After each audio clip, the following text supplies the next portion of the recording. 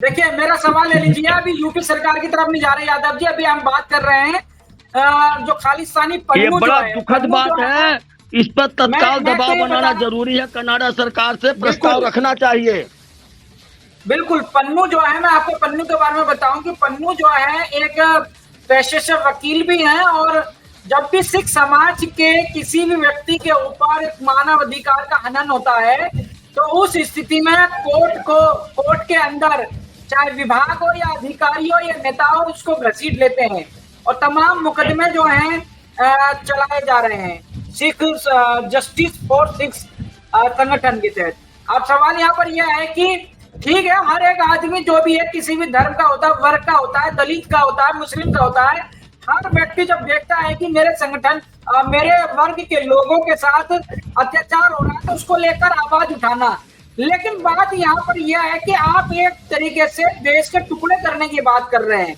आप सिख समाज के कल्याण की बात करें ना, कि सिख समाज को भारत देश ने क्या नहीं दिया है, या फिर क्या जरूरत आपको भारत देश से है, क्या मांगे हैं भारत देश से, ताकि जो खालिस्तान बनने की बात है वो निकल के ना आए। लेकिन यहाँ तो सीधे तौर पर खालिस्तान बनने की मांग जो आती है और देश विरोधी जो नारे लगते हैं, जैसे धर्म सिंह जी ने कहा कि ये कहीं से कहीं तक भी नहीं नजर आता है कि इनकी मांग जर्रा भर भी कहीं से कहीं पूरी होगी। और ये बात ये संगठन भी जानते हैं कि हमारी बात मांग नहीं होगी, तो फिर इस ऐसी मांगों को, ऐसी देश विरोधी नारों को क्यों लगाते हैं? इसके पीछे क्या किसी विशेष पार्टी की कोई मंशा है? क्या ऐसे नारे जब भी लगते हैं जब चुनाव का समय नजदीक आता है या माहौल बनाना होता है यादव जी? साहब ये मेन काम ये है इसके पीछे कि जब अंग्रेजों ने जाने लगे, पहले बात सुनिए आप, जब अंग्रेज ने जाने लगे तो भारत में फूट डालने के लिए 5 टुकड़े का उन्होंने इंतजाम किया। पाकिस्तान, खालिस्तान, हिंदुस्तान, चमरिस्तान। आज बीजेपी के लोग हिंदुस्तान राष्ट्र बनाने की बात कर रहे हैं, तो इधर खालिस्तान को पाकिस्तान उस्का रहा है, कल दलितों को बटोर करके चमरिस्तान का भी बात उठाएगा। ये सारा गंदे की बीज बोने वाले भाजपाई हैं। अगर हिंदू राष्ट्र की बात ना करें तो खालिस्तान की बात करने वाला कोई पैदा ही नहीं होगा। पाकिस्तान, खालिस्तान, हिंदुस्तान, चमरिस्तान 5 भागों में अंग्रेजों ने बांटा था, जो कांग्रेस के कमेटी ने दबाते दबाते आज तक जो दलित समाज के बड़े नेता हुए, चाहे अंबेडकर साहब हुए, जगजीवन राम हुए, सबको सम्मान देते गए, तो आज चमरिस्तान की बात अभी दबी पड़ी है। लेकिन हिंदुस्तान राष्ट्र की बात अगर ये जुमलेबाज करेंगे तो आने वाले समय में खालिस्तान के साथ साथ पाकिस्तान, चमरिस्तान का भी बात करने लगेगा। ये 5 भागों की पहले से बातचीत चली हुई है। आप हिंदू हैं, आप हिंदू है नहीं है? मैं सनातनी हूँ, ढकोसलेबाज हिंदू नहीं हूँ। न हिंदू राष्ट्र है, न हिंदू चमार है, न हिंदू धर्म है। हम यादव हूँ, यादव जाति से हूँ, सनातन धर्म का हूँ। हिंदू वो हैं जो पाकिस्तान से आए हैं। ठीक है, हम हिंदू नहीं, मैं सनातन धर्म का हूँ, यदुवंशी यादव हूँ। हमारी जाति अहिर है और सनातन धर्म का हूँ। आप सबने चर्चा को बहुत सार्थक बनाया है और हमारे दर्शकों तक एक संदेश पहुंचाने का काम किया है कि जो भी भारत देश के टुकड़े करने की बात कहेगा या फिर देश विरोधी नारे लगाएगा, उसको उन्हें सजा दिया जाए। माफी नहीं है उनके। और ये सारी चीजें बड़ी भत्सना करने की हैं, कड़ी निंदा करने की बातें हैं कि आखिर इस तरह की मांगे क्यों उठाई जा रही हैं, और आखिर इस तरह के जो बयान आते हैं, आखिर इनके पीछे क्या मंशा है, क्या साजिश है और क्या चीज है। इस चर्चा को बोलिए भारत माता की जय। ऋषिपाल जी हमारे साथ फिर जुड़ चुके हैं। ऋषिपाल जी से आखिरी चर्चा का वक्तव्य लूंगा। ऋषिपाल जी आखिरी संदेश क्या देना चाहेंगे हमारे दर्शकों को? ऋषिपाल जी चले गए। इंद्रजीत जी आपसे एक आखिरी संदेश लेना चाहता हूं कि क्या हमारे दर्शकों को कहना चाहेंगे कि मैं भारत के देश विरोधी नारे लगते हैं तो क्यों लगते हैं? भारत के कण कण में भगवान की वास है, एकता का साथ है, अखंडता का कहीं कमी नहीं है। भारत के अंदर हर व्यक्ति को भारत की सफलता, एकता, अखंडता की बात करनी चाहिए।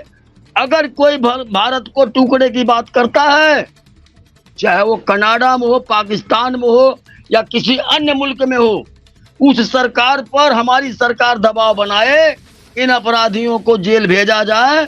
हमारे देश में ऐसे नारा लगाने वालों का कोई जगह नहीं होनी चाहिए। हर व्यक्ति को, चाहे किसी पार्टी का हो, किसी जाति का हो, देश के ऊपर एक आवाज उठाना चाहिए। भारत माता की जय, अखंड भारत की जय। ऋषिपाल जी, जिस तरह से यादव जी ने बताया, इसी तरह से आप क्या कहना चाहेंगे जो इस तरह के नारे लगाते हैं और एक खालिस्तान बनाने की बात कर रहे हैं, फिर कल को दलित लोग चमरिस्तान बनाने की बात करेंगे।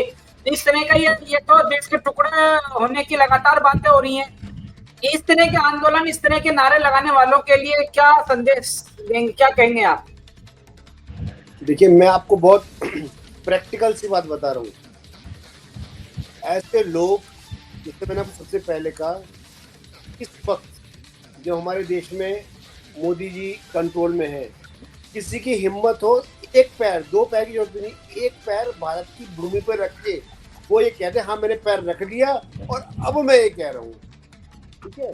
तो ऐसे लोग निश्चित रूप से ये लोग आईएसआई के एजेंट हैं और कुछ नहीं है। पाकिस्तान की घाताशा है जो उनको वो किस तरह से जो है इसको डाइवर्ट करने की कोशिश कर रहे हैं। और आप ये ध्यान रखिए कि आप और हम तो हो सकता है अभी खाना खाने के बाद सो जाएंगे, लेकिन जो इस पर काम करने वाले लोग हैं वो लगातार काम करेंगे। तो कुछ दिनों में आपको इसका जो रिजल्ट है आपको दिख जाएगा। पहले कुछ दिनों पहले जब ये आंदोलन उठा था, उस पर पाकिस्तान से, कनाडा से जितने थे सारे के सारे जो है जिनका जो स्वर्ग पहुंच गए, आपको पता होगा।